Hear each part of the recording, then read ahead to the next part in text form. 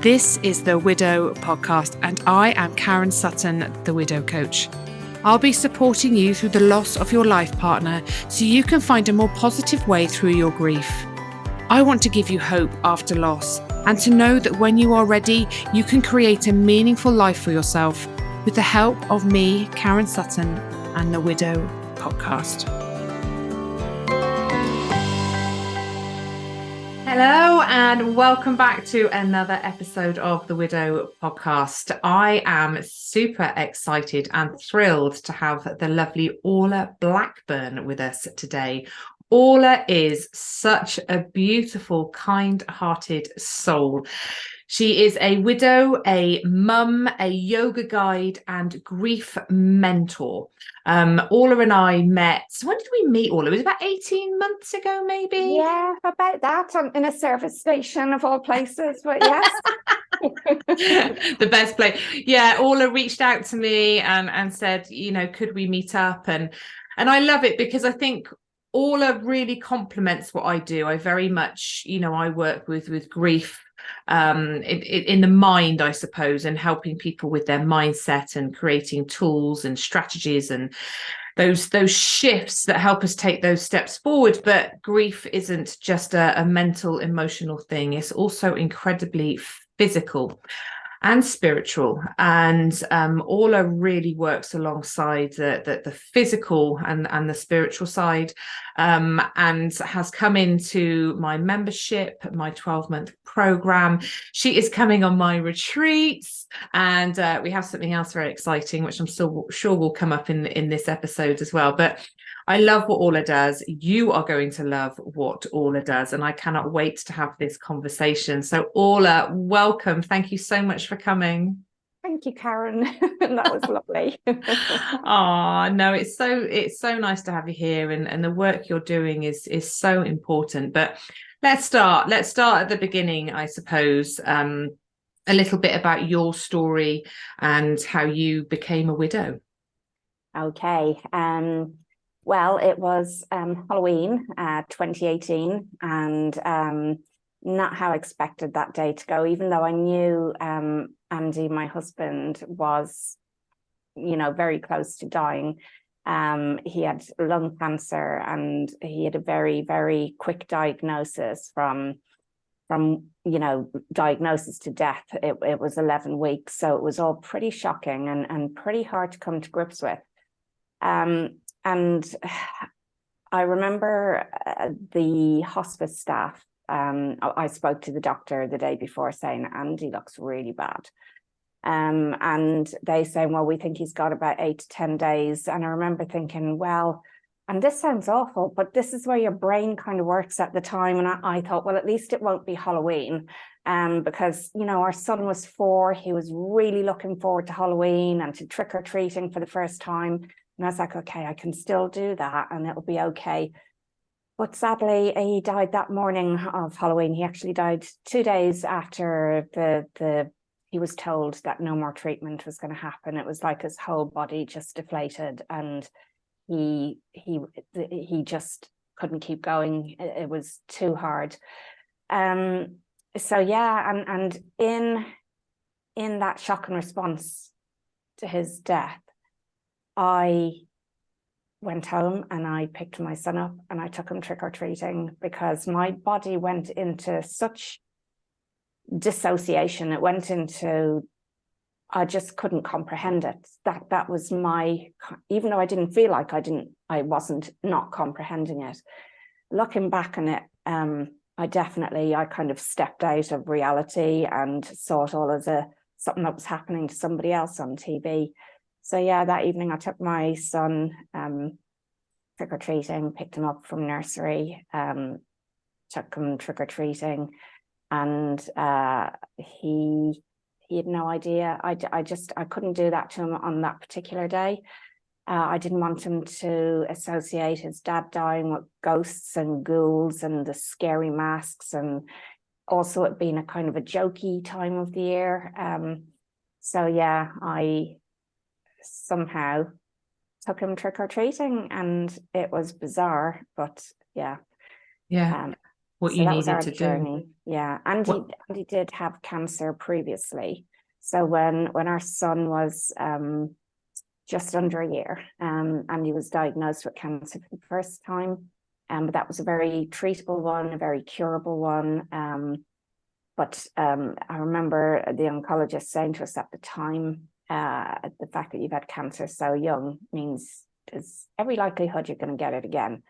And that really was unhelpful, that comment. I mean, I know he was probably preparing us, but that was like a cloud of doom over us for the next 3 years, which is when he got cancer again. And this time it was terminal. It was too late.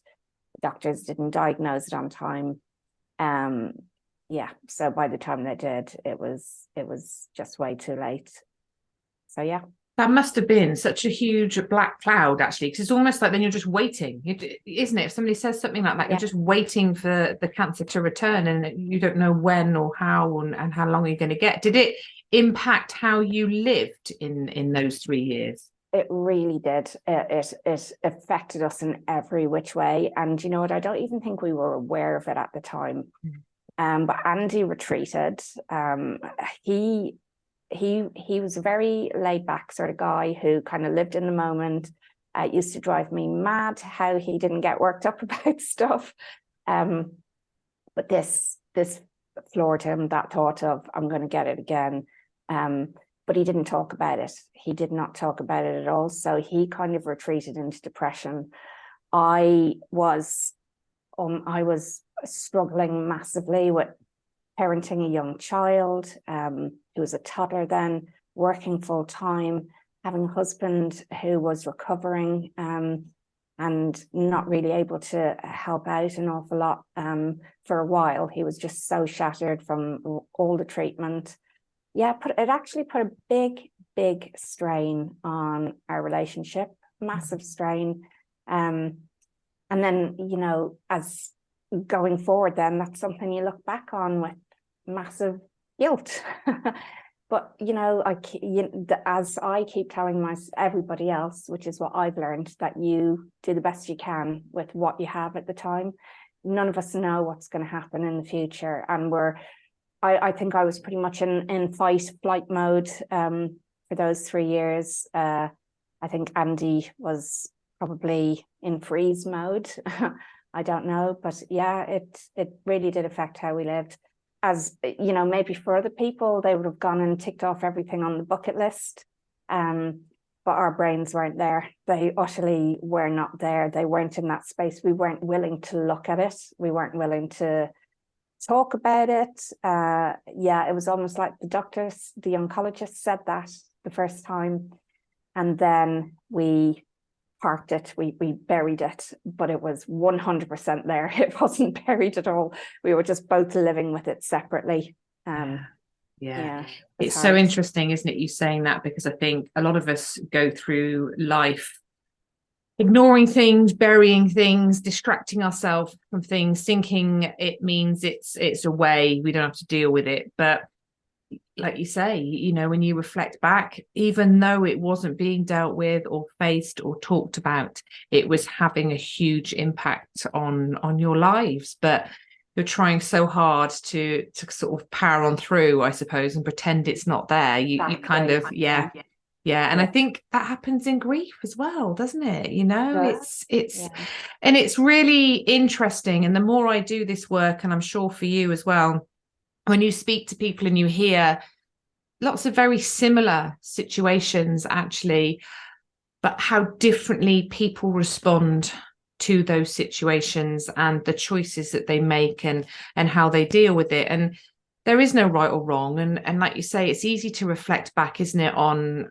what we've done, what we've said, what we haven't done, what we haven't said, and have regrets, feel guilt, and wish you'd done it differently. But it's not kind, is it, to do that to ourselves, because it's pointless. It is, you know, we didn't know then what we know now, and to berate yourselves for doing what you did at a time when you didn't know any better.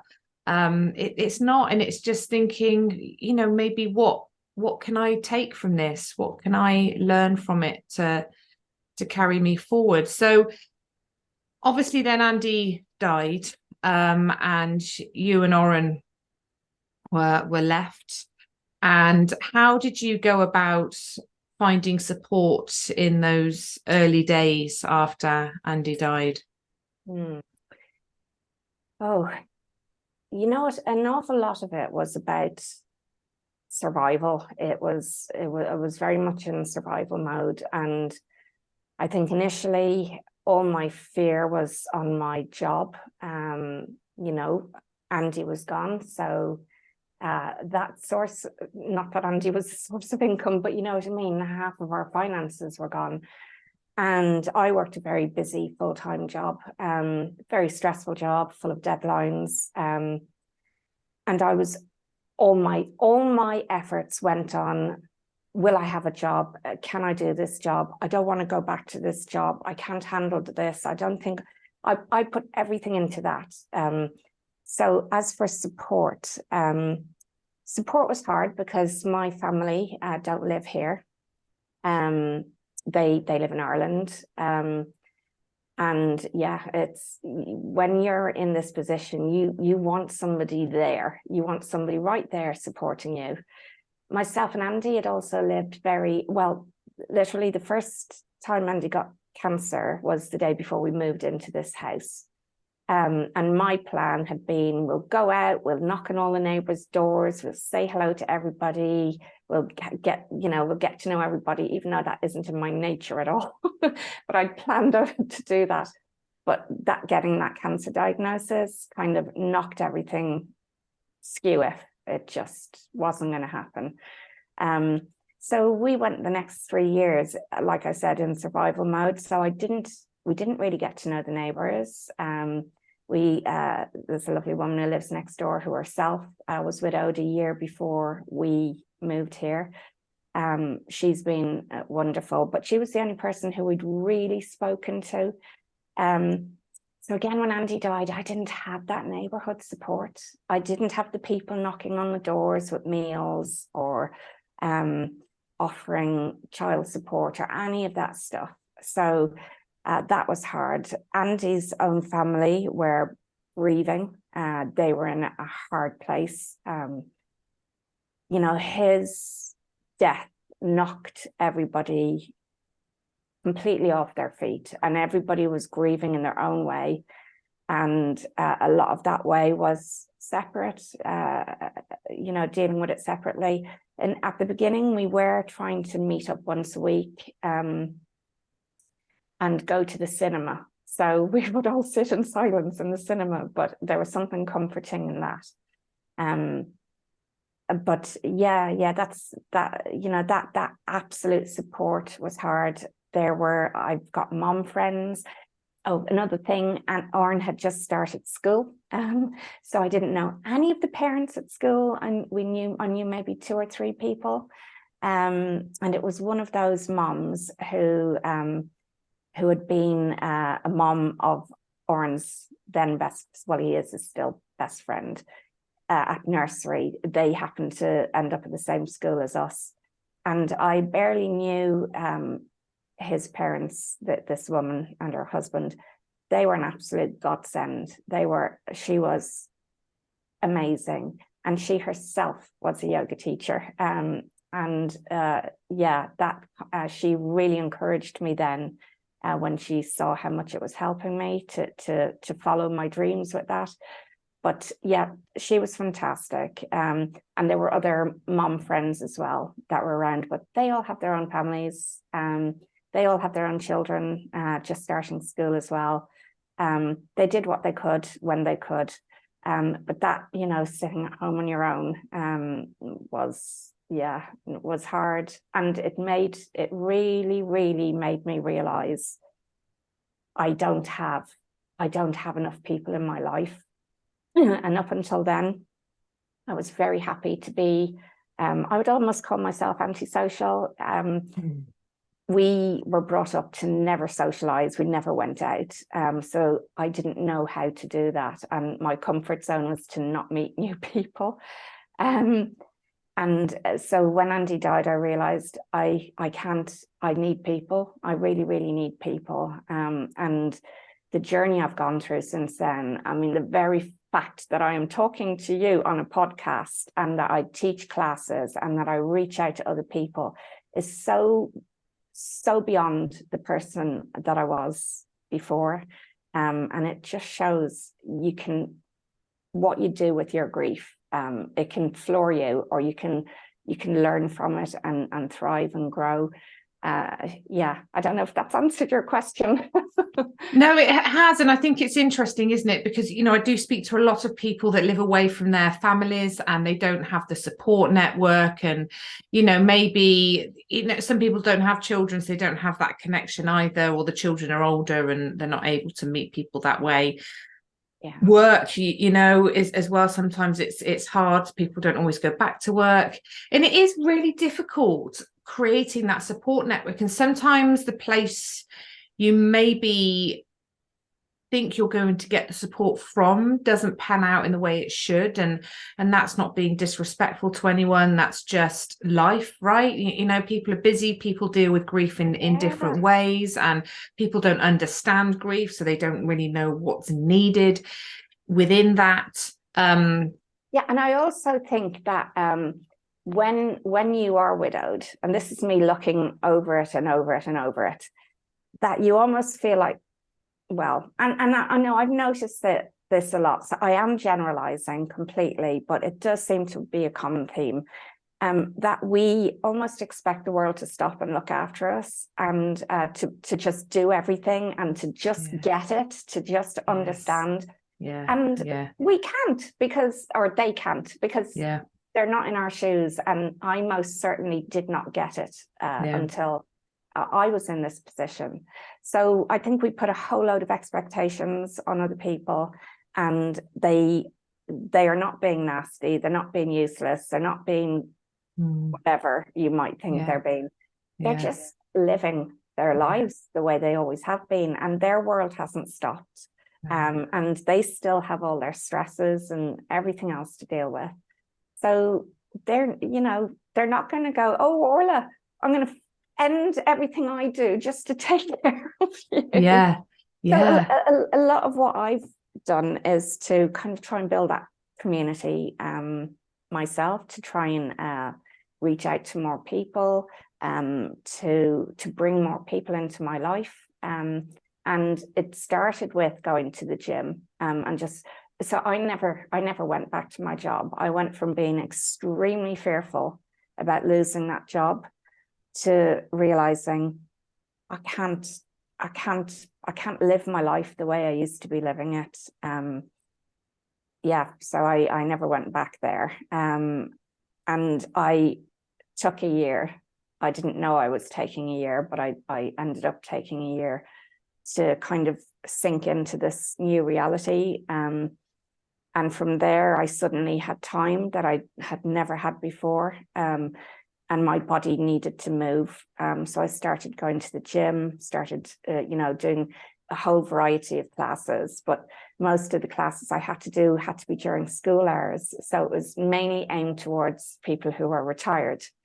But amongst all of that, there was a lot of yoga. And that's where I suddenly found a place where I could breathe, a place where I could release so much that I was holding in, and also build self-belief, things I didn't, and I don't necessarily mean doing crazy moves or anything, but that did help a little bit, just seeing my progress.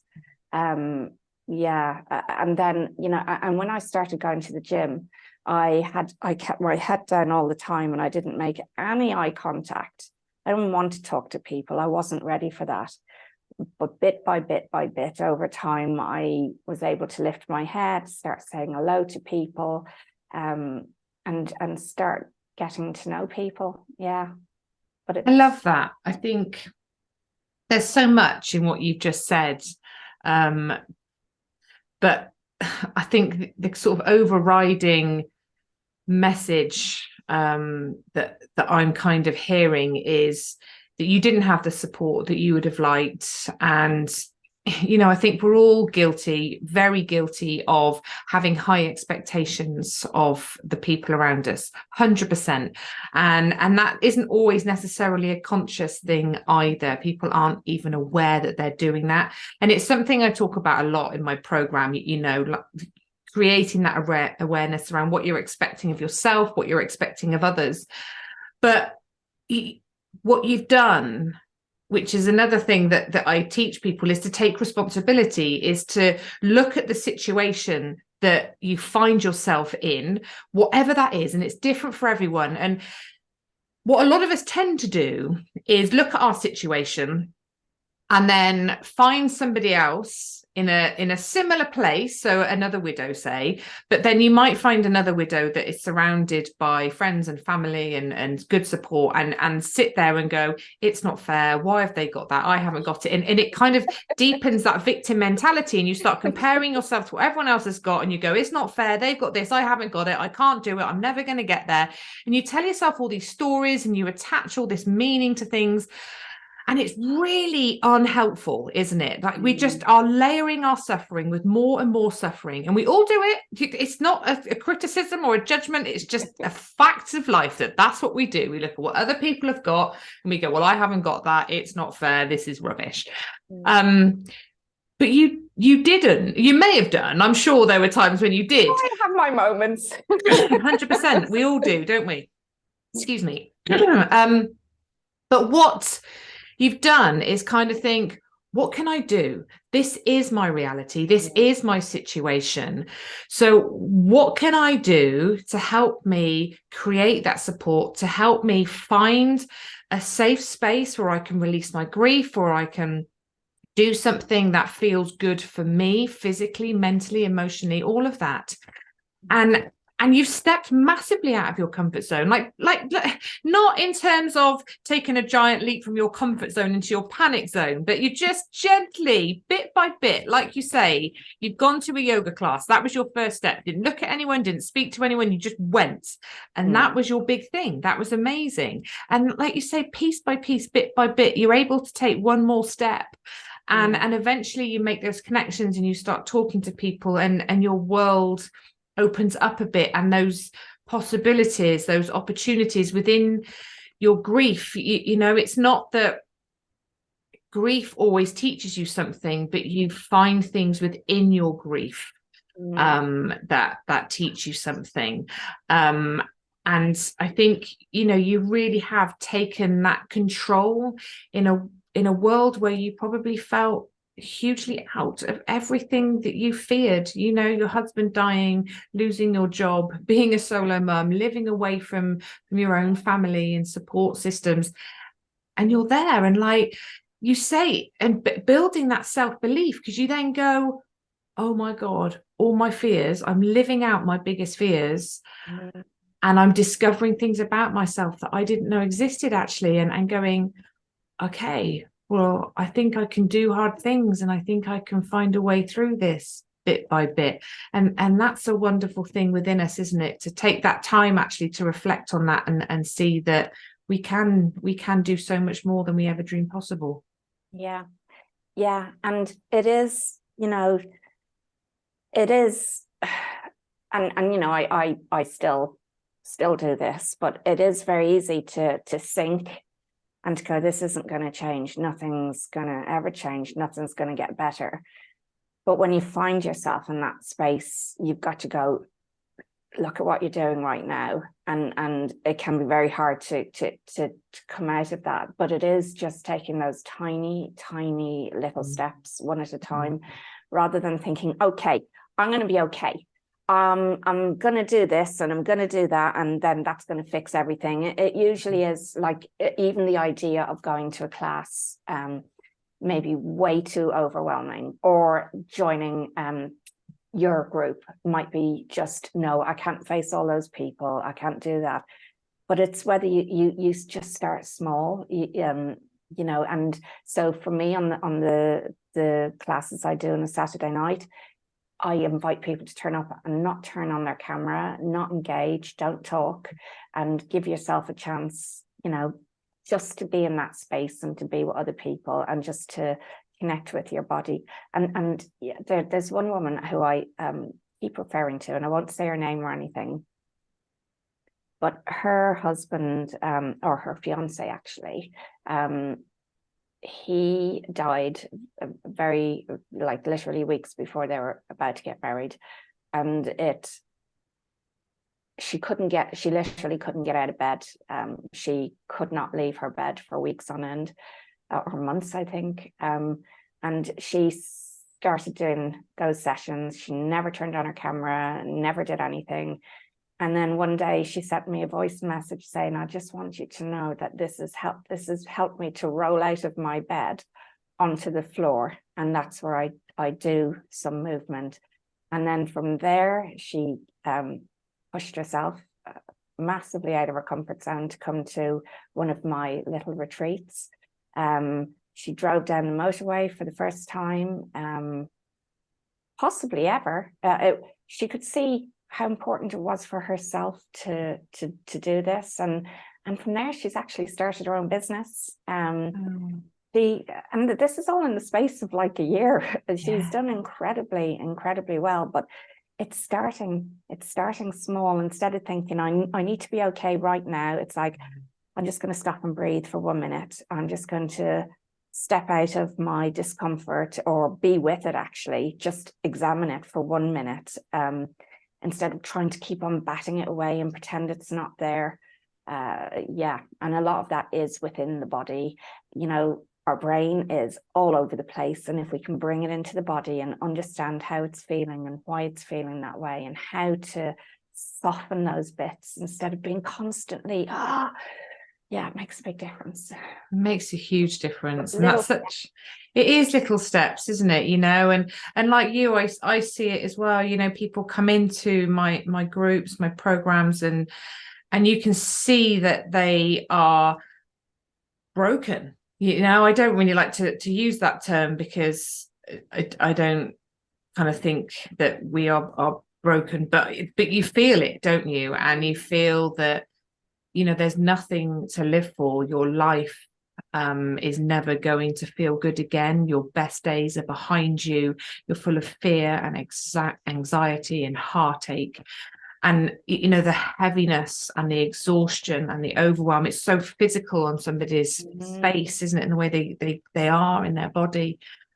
And like you say, just taking that one step, doing that one thing, allows you to then take the next step, and before you know it, I have people coming into my programs doing that very same thing, and before you know it, they're booking holidays on their own, and like you say, driving down the motorway to go to this holiday that they've booked on their own, with a group or something, just doing absolutely amazing, incredible things, and rebuilding from the bottom up. But it is having the courage, and it does take a lot of courage. And I always acknowledge this when people do it, because it's incredibly brave, isn't it, to go into something where you don't know what to expect, and you don't really know what you're doing, and how you're going to feel in that space. But also we go to the worst case scenario, don't we? If it's going to be awful, or I'm going to hate it, rather than thinking, oh my goodness, this could be the best thing I ever did, and it might be the best first step I've ever taken in my life. But we don't always allow ourselves to think like that. So you went off and did your yoga training, because yoga was so beneficial to you in your grief. It actually made me feel like I belonged in my body, which I didn't know I didn't belong in it before then. But there's kind of quite such a big divide in my life between before and after Andy died. And up until Andy died, I was on the treadmill. I was doing the job, buying the house, doing all the stuff that every single one of us do, and never stopping to pause and think. And like what happens with most people, if they have a near-death experience or something really tragic happens, it kind of gives you such a hard slap across the face. I became a lot more conscious of the way I was, and how small I'd lived, and how little I believed in myself, and how how I had zero self-worth, and I took all of my cues from what other people projected onto me, or their opinions of me, rather than, you know, realizing who I am myself. And that is an ongoing journey. I don't, you know, I don't know who exactly I am, but it is an ongoing journey. Yeah. But it's made me, yoga has given me that space 100%, and to be so much more in tune with what I feel, where I feel it, and how to move it. But also along with that, there's you know, meditation then really helps to settle the mind. And I struggle with meditation. I'm pretty convinced I'm one of these people who now realize they've had ADHD all their lives. So meditation is hard for me, which is why I say just try 1 minute, or do a guided meditation, or you know, start small with things like that. And that's what helps me. And I'm much better at it now, but sometimes my brain just is very, very unsettled, and then it's breathing, or it's going through the senses, instead of just trying to sit in silence. There are always ways around it, but it allows all those thoughts to just settle down. And then you get into who you sometimes come up with a beautiful thought, and if you just stick with that thought, rather than going, yeah, but that's stupid, but that would never work, or just go, no, I've just had a beautiful thought, let's just, you know, enjoy that thought and stop trying to criticize it or find ways that don't make it work. Yeah, I think I've gone off piste there. I don't know where we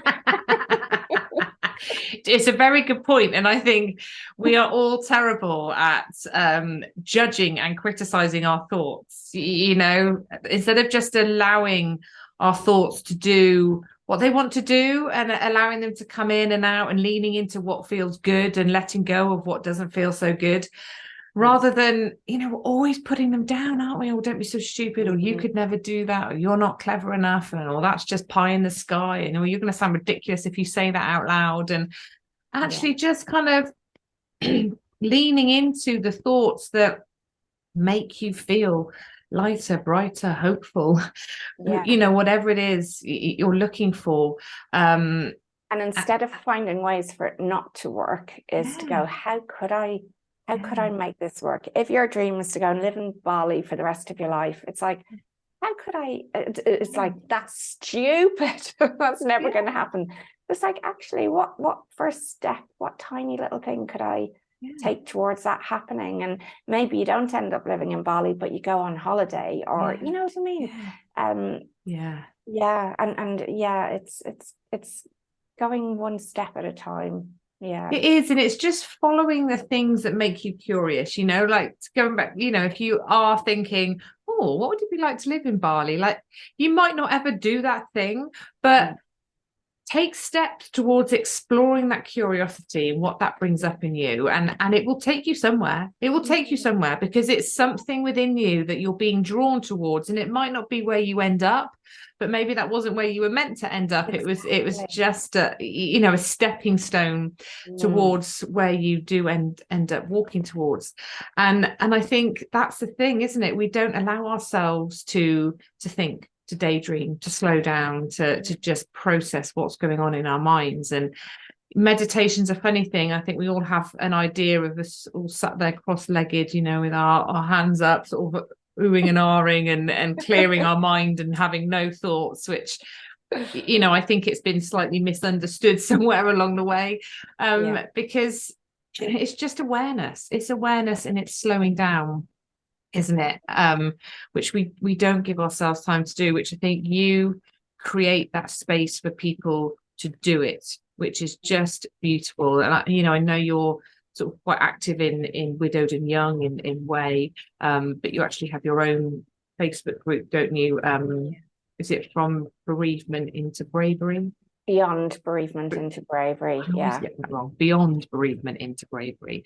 Where you offer support in there as well. But like you say, your retreats, they're day retreats, aren't they, that you offer? Yeah. Up until, well, I have done 1-to-1, but because I have to fit everything around the fact that I have a child, and these are the limitations that happen when you are widowed and you have a young child, and you don't have support to take your child. I kind of need to fit what I do around my son. And I could have thought, well, I'll never be able to do a retreat because I don't have childcare and blah, blah, blah. It's never going to happen. But it was like, how can I make this happen? How could this actually work?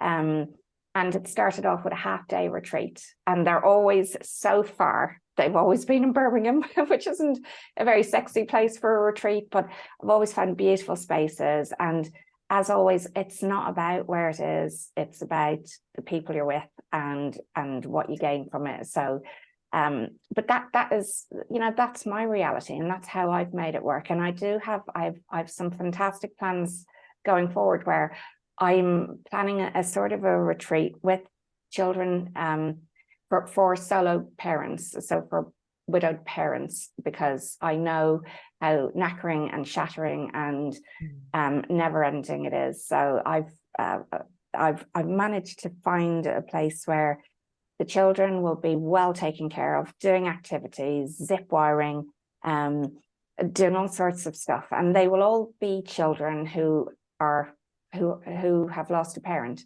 So there's that understanding between each other, and then the parents, I'll be able to take them off, and they will actually be able to let go and breathe and soften and release, and everybody gets to chat.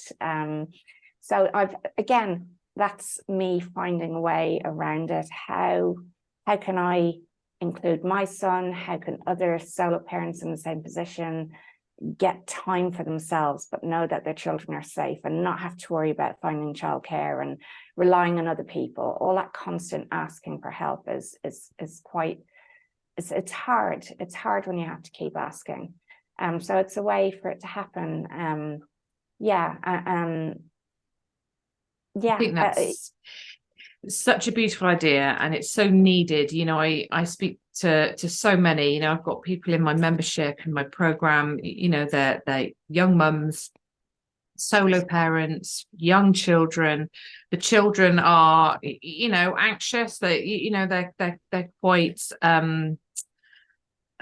clingy, needy, that are not great words to describe it, but understandably they want to be close to their parents because they've lost one and they have a need to feel safe, understandably. But it makes it very difficult to have time out, and people have very little support. People, we don't live in the communities that we used to live in. We often don't live near our families for that support.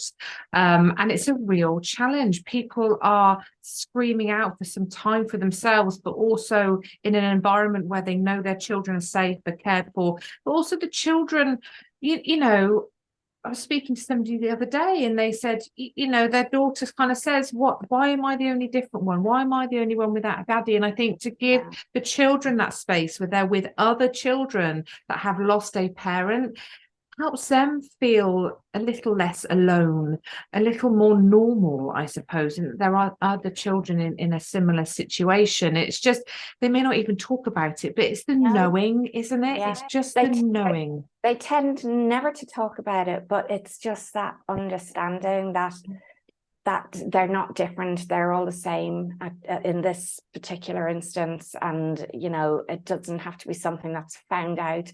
So my son has very much struggled, very, very much. So I get that completely, and he's got severe attachment issues.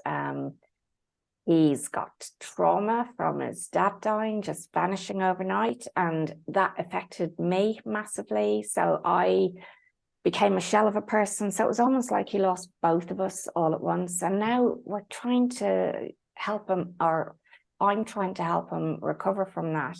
He also has ADHD. He's got PDA. There's many things going on, and that makes it all the harder. And I know there's many other parents in the same situation. But even if your child doesn't have, all the things that are going on for my son, and even though he does, when he's in that position where he's with all the other children and he doesn't have to worry about being different, just gets on with it. It's quite incredible to see. I've been in that situation a few times now with other parents and children, and initially they're all like, just sizing each other up, and before you know it, they're having the best time together. They can just let go. Yeah, so I think that's lovely. Is that so? Do you have a date for that yet, or is that just something that's in the sort of pipeline?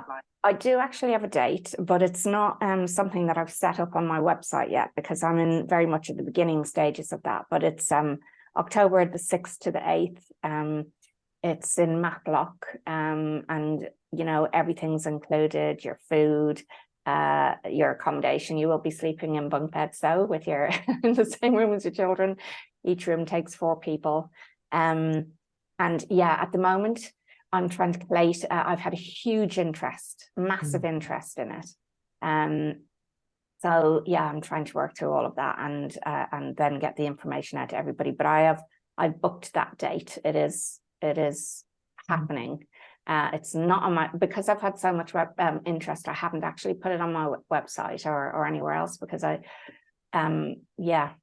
if there are any spaces left over, I'll put it up. Or if you are desperately keen to join, just do get in touch with me and I'll put your name down.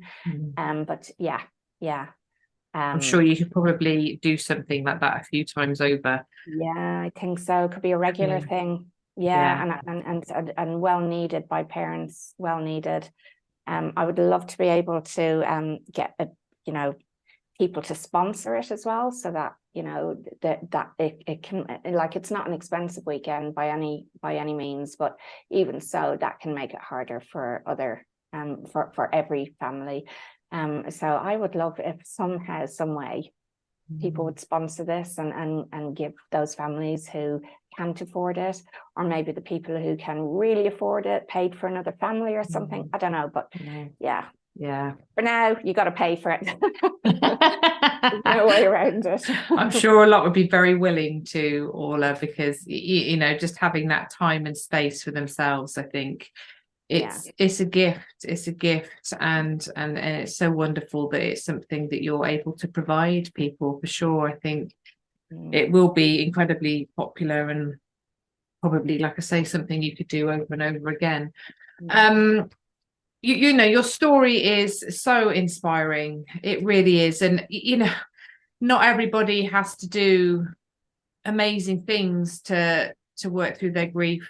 We don't all have to go out and support other widows. But I think underneath that, you've really found the essence of you and who you are, and you're still on that journey, and you've explored a lot, and you've created a huge awareness around yourself, your son, your life, how you think, how you respond to things, what you want from life, and you are willing to be brave and courageous and do things that feel uncomfortable. And like I said, that doesn't have to revolve around doing things for other widows, but just leaning into what feels good to you and following your heart takes you to the place that you need to be. It's like the road to your healing, and not that you're ever healed, but it's a journey. It's a lifelong journey. It's a healing journey.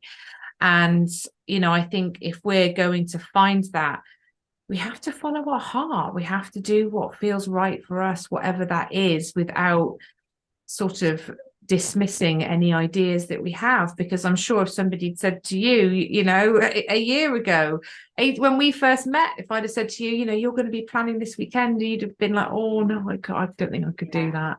And yet here you are, and you're doing amazing things and continue to. So I love how you have walked your path, I think, Orla. It's just incredible.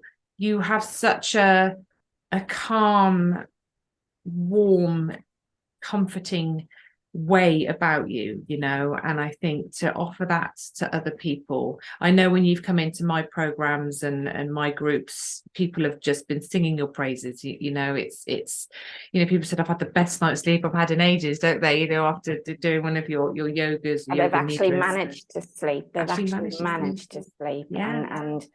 And yeah, it's a place where you get full permission to forget about everything else and to just know you're there for that amount of time, however long it happens to be. You're not going anywhere else, and just to allow yourself to be fully in this, to let go of all the to-dos, to let go of, you know, the constant guilt, which is so common in grief. Just to actually be a person, to be yourself, to be a being, to actually being. And with that, it is a guided meditation I do, because I know the brain is just so busy. But these are meditations that are used by therapists the world over. Yoga Nidra is well known as a form of therapy, actually. But all you have to do is lie down and close your eyes. It's really, really good. Yeah. But yeah, there are people who actually use them regularly now to help them let go and ease off at night time, or if they wake up in the middle of the night, they grab one. It's just there on their phone and listen to it. It actually gets my son to sleep, so I kind of cheat with my son quite a lot. And when I do my yoga sessions on Saturday nights and I record it, I then play that to my son at bedtime, because, as you can imagine, with all his various neurodivergencies, he finds it very hard to settle. And that's the thing where I press play. I have to stay in the room with him, but I press play, and before you know it, he's gone. He's let go and he's at ease. So I don't know if that works particularly for my son because it's my voice, but I do recommend trying it. I know animals as well, when they happen to be in the room when we're doing the sessions, they all settle down, and it's quite incredible. People are always surprised. They're like, oh my God, my dog is settled, it's lying down. So yeah, it Powerful. many benefits, many benefits. And just allowing ourselves that time and that chance, because again, like I was saying with grief, that there's so much guilt involved in it, and so much beating yourself up, and so much, I don't deserve to be happy if my person is dead.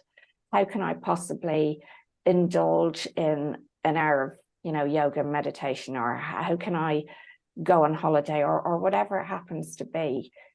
But oh God, it's so essential to let go of that stuff. And that is a journey. That is going to see you, Karen, and learning that journey. And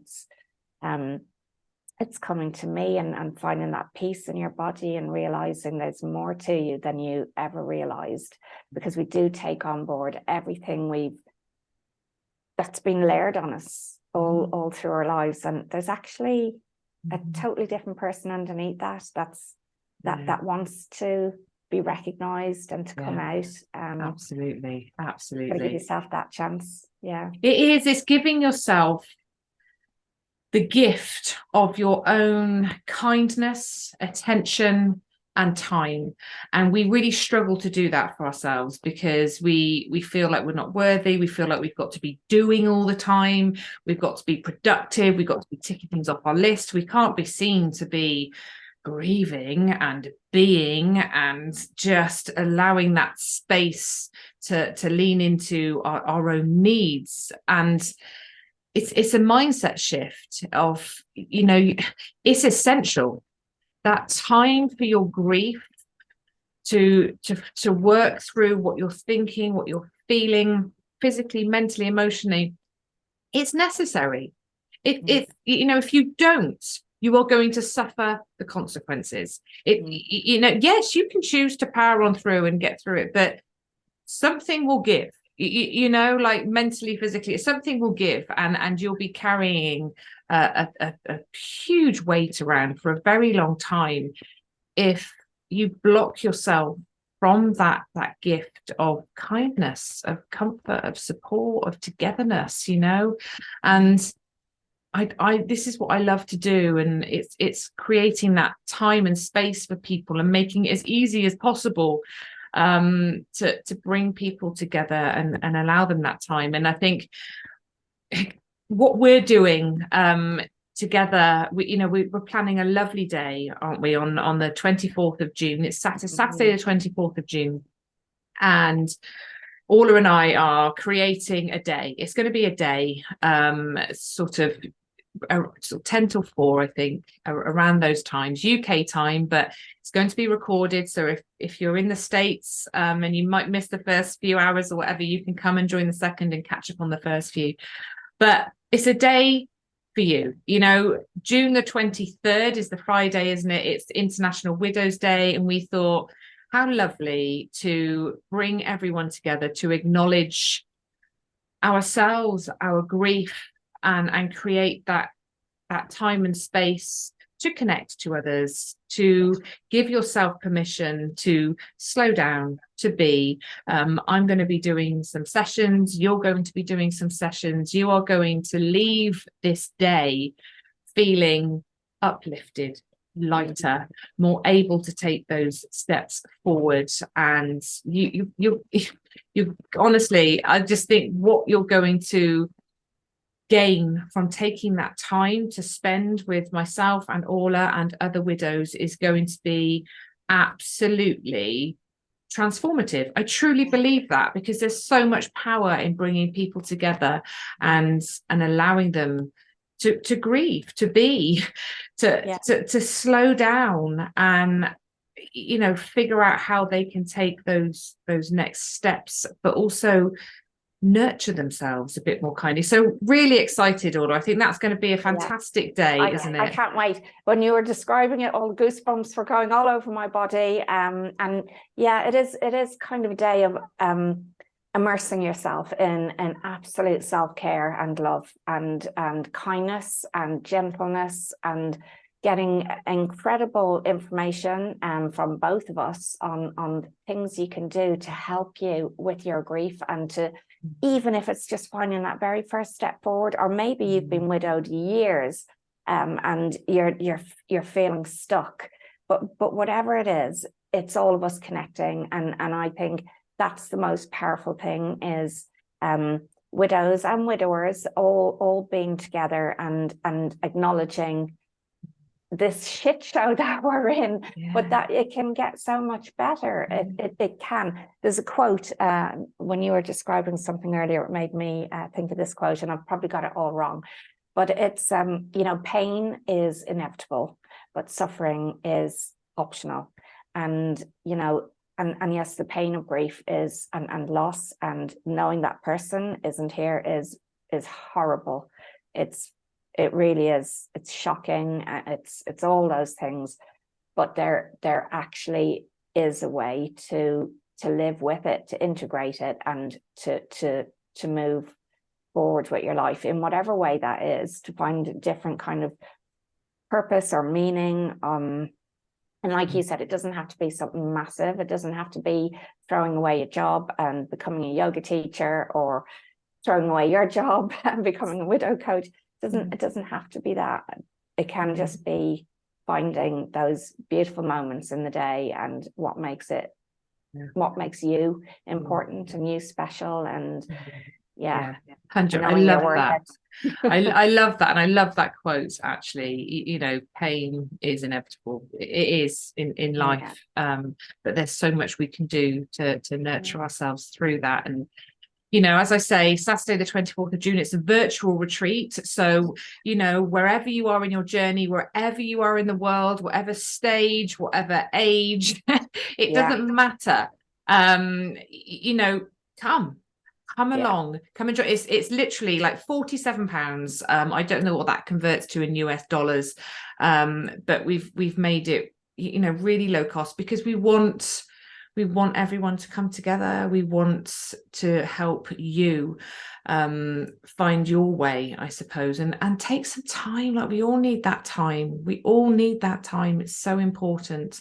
So I'll pop the link in the show notes. And if you're thinking, I've got kids, how can I do this? You've got a TV as well. Take the guilt out of that day, because the more you build yourself and you give yourself that time, the more you're able to then give to your children. So yeah, get lots of snacks. And also the very, very, very fact that it is online means you can dip in and out. You can tend to your children.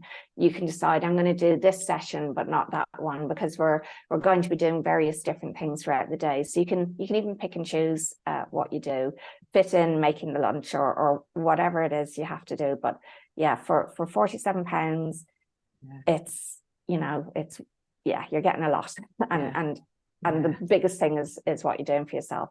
Yeah. So yeah, it is, absolutely. I'm so excited to do this with you, Orla. And I know you're coming on my retreats as well in May and July to give people that in-person feeling of slowing down, of being. What you do is incredible. It is incredible, and I'm really excited to see how you evolve and what you create and what you bring, because you have so many ideas. You've had so many conversations, and I know you genuinely want to help people, like I do, and I love it. When you meet somebody like-minded in life, it's fantastic.